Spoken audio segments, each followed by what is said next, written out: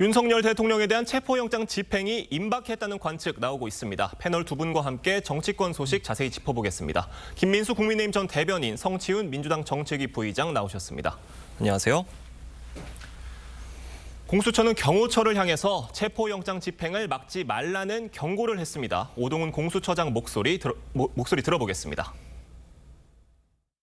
예, 이미 그 공문을 보냈습니다. 직권남용 권리행사 방해죄, 특수공무집행 방해죄로 의율할 수 있음을 엄히 경고하였습니다. 바리케이드, 그다음에 철문 등을 잠그고 우리 체포영장 집행에 응하지 않는 것 자체가 공무집행 방해라고 인식하고 있습니다. 엄정한 법 집행은 하되 또 예의는 지킬 것이니 우리 공수처의 소환에 응하기를 바라는 마음입니다. 지금 이 체포영장에 대해서 여러 가지 논란이 있습니다만 그 얘기는 잠시 뒤에 하기로 하고요. 체포영장 집행이 이르면 오늘 할 가능성이 있다는 관측이 나오고 있는데 윤석열 대통령이 어제 지지자들을 향해서 수고가 많으시다, 또 끝까지 싸울 것이다 이런 내용의 메시지를 보냈습니다. 어떻게 보셨습니까? 지금 대한민국의 대통령에 대한 수사 자체가 이게 과연 절차적으로 그리고 실체적으로 법에 근거하고 있는지에 대한 의문이 굉장히 많습니다. 그럼에도 불구하고 지금 마치 모든 대한민국의 권력이 대통령을 유죄로 확정짓고 몰아가는 것 같은 형태를 보이고 있는데요. 이에 대해서 마땅히 지금 대응다운 대응을 하고 있는 기관이나 정당이나 단체가 없다. 오히려 지금 온 국민들이 나서서 지금 수많은 국민들이 이에 대해서 대항을 하고 있는 것인데 대통령께서도 국민들께 이러한 부분들에 대한 격려를 하고 있고 자유민주주의 대한민국을 지키기 위해서 같이 마지막까지 노력해달라는 말씀을 지금 하고 있는 것 같습니다. 대통령 입장에선 지금 마지막까지도 지금 이 자유민주주의 대한민국을 지키는 보루는 결국 국민이다라는 것을 지금 상징적으로 보여주고 있는 것이 아닌가 생각되어집니다. 예, 지금 저희가 화면으로 나가고 있는 저 편지입니다. 윤석열 대통령이 어제 지지자들에게 보낸 편지인데 민주당에서는 저 편지를 두고 극단적 충돌을 선동하고 있다 강하게 비판했어요. 맞습니다. 저희는 12월 3일 위헌 위법적인 비상계엄으로 국민들을 위험에 빠뜨렸던 윤석열 대통령이 또다시 국민들을 사지로 몰고 있다 이렇게 보고 있습니다. 왜냐하면 지금 체포영장 집행과 관련돼서 안 그래도 지금 공수처와 대통령실 경호처에 간의 충돌이 지금 예상되고 있지 않습니까? 그런 상황 속에서 이런 지지자들 저기에 지금 탄핵 찬성하는 분, 탄핵 반대하는 분 다 모여 있잖아요. 저분들의 물리적 충돌까지 지금 예상되는 지금 상황입니다. 그런 상황이라면 정말 국민을 생각하는 지도자라면 내가 알아서 어떻게든 대응하고 사법적으로 대처할 테니 국민 여러분은 지금 춥고 물리적 충돌까지 예상되니 관저 앞에서의 집회는 좀 거둬주시라 이렇게 말씀을 하셔야 되는 게 전 정상적인 지도자로 생각하는데 끝까지 국민들은 안중에 없는 이기적인 행태를 보이는 메시지다. 저희는 그렇게 보고 있는 겁니다. 지금 윤석열 대통령이 공수처의 체포영장에 응하지 않을 거다라는 입장은 이미 많은 관측이 있었지만 이번에 또 공수처의 체포영장에 대해서 이런 얘기를 했습니다. 지금 군사상 공무상 비밀시설은 책임자 승낙 없이 압수수색을 못한다는 형사소송법 110조와 111조 이 얘기가 지금 영장에 제외한다는 그 내용이 지금 담겨 있는 거예요. 이게 위법하다고 지적을 했어요. 지금 이 수사 과정 자체가 지금 위법이라고 봐야지 맞다라고 생각합니다. 일단은요, 모든 수사가 절차가 있는 것이고 법에 근거해야 되는 것인데 공수처가 지금 내란죄 하면서 내란죄를 수사할 권한 공수처에 주어져 있습니까? 이 부분부터 의심스러운 것이고 또한 여기 공수처법 26조에 명확하게 기재가 되어 있어요. 공수처는 기소권이 없는 수사에 대해서 서울지검에 송부하게 되어 있습니다. 그럼 서울지검에 대한 대응 법원은 중앙지법이에요. 근데 지금 이번에 이거 체포영장 어디에 발부받았습니까? 네, 이 부분 지금 서부지법으로 지금 집어넣습니다. 그렇기 때문에 지금 법원 쇼핑 아니냐, 판사 쇼핑 아니냐, 지금 이런 이야기까지 나오고 있는 것인데 어떠한 근거로 대통령에 대한 체포영장을 지금 제대로 절차를 맞춰서 발부받은 것인지도 의심스러운 부분이고 또 여기에서 서부지법에서 체포영장을 통해서 법률 효력 정지까지도 지금 운운하고 있어요. 여기 경호처가 경호해서는 안 된다라는 이러한 권한은 법에도 나와 있지 않고 어떠한 국민들도 서부지법에 이러한 권한을 준 바 없다. 이것이 명쾌한 사실일 것이고요. 그리고 이렇게 수사를 그것도 한 나라 대한민국의 대통령에 대한 수사를 이런 식으로 지금 법에 근거하지 않고 한다라고 하면 이것은 결국에는 사법부에서 법치를 흐트리는 행위이다라고도 말씀드릴 수 있을 것 같습니다. 경호처에서 강력 대응해야 된다고 생각합니다. 지금 이 형소법 110조와 111조가 제외되어 있는 영장에 대해서는 법조계에서도 이례적이다 이런 평가인데 이 영장 전담 판사가 특정 법률 조항을 배제할 수 있다고 명시하는 법률도 없지만 이걸 막을 근거도 없는 상황입니다. 그리고 무엇보다 지금 현직 대통령 내란죄 수사라는 초유의 사태이다 보니 영장도 이례적일 수 있다. 이런 분석도 있어요. 맞습니다. 지금 이런 것들, 이례적인 사항들, 공수처가 내란죄에 대한 수사 권한은 없지만 직권남용을 수사하면서 그것을 확장할 수 있을까?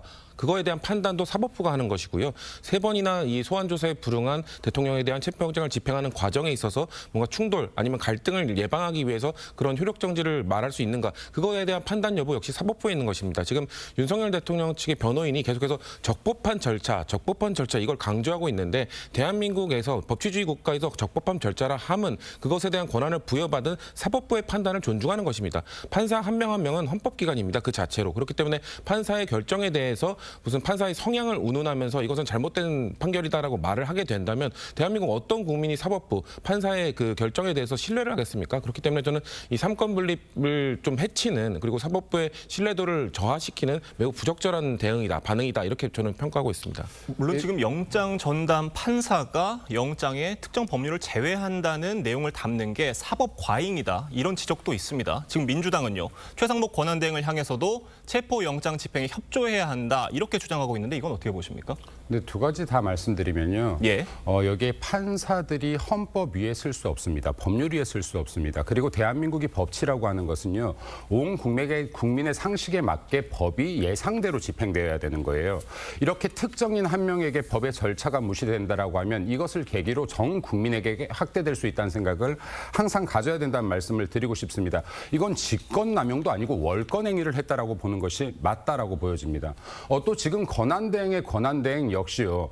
민주당의 압박이나 겁박에 굴복한 것인지 모르겠지만 어떠한 종류의 폭력에도 한번 무릎 꿇는다면 그 폭력은 그 일회성으로 끝나지 않습니다. 이제 점점 권한대행에게 민주당이 적나라하게 본인들의 요구를 계속해서 할 것이고요. 이때마다 무릎을 꿇을 것인지 역사의 죄인으로 남을 것인지 묻고 싶습니다. 네. 지금 최상목 권한대행이 헌법재판관 후보자 2명을 임명한 것에 대해서도 여권에서도 후폭풍이 이어지고 있습니다. 국민의힘 권성동 원내대표 목소리 들어보겠습니다. 권한대행과 국민의힘 사전 논의가 이미 결정이 난 상황이기 때문에 사전에 논의 여부는 저는 중요하지 않다 이렇게 생각을 하고 있습니다. 기본적으로 우리 헌법에는 중요한 사항에 대해서 국무회의의 심의권을 보장하고 있습니다. 그런 과정을 생략하고 본인의 그런 의사를 발표한 것은 좀 독단적인 결정이 아니었나. 다만 또 국정은 안정이 되어야 되고 민생과 경제를 챙겨야 되는 만큼 그 부분에 있어서는 당도 정부와 충분히 협의하면서 역할을 해나가겠다는. 지금 최 권한대행이 헌법재판관 후보자 2명을 임명을 하면서 대통령실 참모진이 집단 사의를 표명했습니다. 그런데 이걸 두고 일각에서는 계엄 당시엔 직을 걸고 막아서지 않고 왜 이제 와서 이러느냐라는 비판도 있어요. 그렇죠. 그 12월 3일 위헌 위법적 비상계엄 때는 이렇게 집단 반발을 왜 안 했냐는 책임을 묻고 싶은 거고 사실 윤석열 정부가 이 정도 상황까지 오는 길에 이 참모진의 책임은 없었을까요? 윤석열 대통령이 그 극우 유튜버들이 주장하는 부정선거 음모론에 심취해 있을 때 보좌진들 대통령 비서실 사람들이 그거에 대해서 바로잡고 이러시면 안 됩니다. 이거는 일부 소수의 주장에 불과합니다. 라면서 대통령이 바른 길로 갈 수 있도록 인도를 했었어야 되는데 그때는 아무런 역할을 하지 못했고 결국 12월 3일 비상계엄까지 이어진 것 아니겠습니까? 거기에 대한 일만의 책임감이라도 있다면은 이런 행태를 보이면 안 되죠. 그렇기 때문에 저는 오히려 최상목 권한대행이 올바르게 헌정질서를 바로잡기 위한 길을 가고 있으면 대통령 비서실에서는 그걸 지원해주지는 못할 망정 이렇게 반발을 한다? 저는 지금 이 사람들은 대통령실에 있을 자격이 없다라고 저는 말씀드리고 싶습니다. 지금 권성동 원내대표도 유감을 표하긴 했습니다만 여당 기류는 일단은 국정 안정에 방점을 두고 있는 것 같아요. 권성동 대표 입장에서는 지금 이미 걷어들일 수 없는 패를 최상목 권한대행이 예. 던졌기 때문에 예. 이 부분에 대해서 할 수 있는 최상의 발언을 했다고 생각합니다. 하지만 지금 국정 안정을 민주당에 의한 국정 안정은 불가능합니다. 지금 이 체제에서는 국정 안정이 가능하겠습니까? 예를 들어 최상목 지금 대행 같은 경우 저는 개인적으로 결리망이했다라고 봅니다. 지금 이익 앞에서 이거 대의를 잊었다라고 봅니다. 이 부분들에 대해서 대통령이 지금 일방적으로 이 대통령의 계엄행위가 잘못되었다라고 규정짓는 거 굉장히 잘못됐다. 한 나라의 대통령, 국민들로부터 신임을 받은 대통령이 명확하게 계엄에 대한 사유를 이야기했습니다. 반국가 세력들이 지금 존재하고 있고 이들에 의해서 지금 자유민주주의 질서가 훼손되고 있다는 부분을 말했고 그리고 성간이 절대 성역이 될 수 없습니다. 중앙 성간이 마찬가지로 관리의 문제에 대해서 지적을 명확하게 하고 있습니다. 또한 지금 민주당에 의해서 사법부, 입법부가 마비되어 왔고 행정부의 권한까지도 마비되고 있는 상황이었는데 이러한 부분에 대한 잘잘못을 따지기 전에 지금 권한대행의 권한대행이 이러한 부분들에 대해서 지금 독단적으로 결정을 했다라는 것은 분명히 문제가 있다라는 말씀을 좀 명확하게 드리고 싶습니다. 지금 뭐 이런 취지의 내용이 어제 국무회의에서도 나온 것 같아요. 지금 국무위원들이 최상목 권한대행을 향해서 무슨 자격으로 이런 독단적인 결정을 하느냐 이렇게 비판을 했다고 지금 알려졌습니다. 아까 말씀드린 참모진뿐만 아니라 국무위원들은 더 책임이 큽니다. 그 12월 3일 비상계엄 앞서 있었던 국무회의에서 그때 고성을 질렀어야죠. 그때 어떻게든 막았어야죠. 그때 참석하지 못한 국무위원들은 그 이후에라도 대통령의 행동이 잘못됐다, 판단을 잘못하신 것이다라고 고성을 질렀어야 된다는 말씀을 드리고 싶고 글쎄요. 최상목 권한대행의 헌법재판관 임명, 권한대행이 어디까지 인사권을 행사할 수 있느냐 여기에는 논란이 많습니다. 그거에 대한 결정 역시나 대한민국에서는 사법기관이 하도록 되어 있고요. 헌법재판소에서 권한대행이 헌법재판관 3인, 입법부가 추천하는 의회 추천목 3인에 대해서는 임명을 해도 무방하다, 괜찮다라고 이미 판결을 내려줬기 때문에 그거에 대한 이행을 하지 않는 것, 그거야말로 직무유기이기 때문에 저는 최상목 권한대행의 이런 행태에 대해서 비판하는 국무위원들을 이해할 수 없다. 그리고 한 가지만 더 말씀드리면 아까 전에 반국가 세력 뭐 이런 것들 야당이 뭔가 그 빌미를 제공했다는 말씀하셨는데 지금 한동훈 전 대표마저도 체포하라고 했다라는 얘기가 나오고 있습니다. 그렇게 되면은 윤석열 대통령은 야당이 아니라 본인의 목소리에 반대하는 모든 사람들을 지금 반국가 세력으로 규정하고 비상계엄을 했던 것이기 때문에 위헌위법적인 것이라는 것은 너무 명백하다라는 말씀을 다시 한번 드리고 싶습니다. 지금 민주당에서는 최상목 권한대행의 헌법재판관 임명에 대해서도 물론 지금 비판을 하고는 있습니다만 탄핵에 대해서는 신중한 기류로 바뀐 것 같아요. 그렇죠. 일단 우리가 그 지난해 말에 항공기 참사라는 아주 아픈 일을 겪지 않았습니까? 권한대행으로서 그 사건을 좀 수습해야 되는 위치에 있는 것이고요. 그리고 그뿐만 아니라 헌법재판관 임명에 있어서도 저희가 3인 추천 중에 2인만 임명한 것은 잘못됐다고 비판을 하고 있지만 일단 2명을 임명함으로써 최악의 상황은 피했다. 헌법재판관이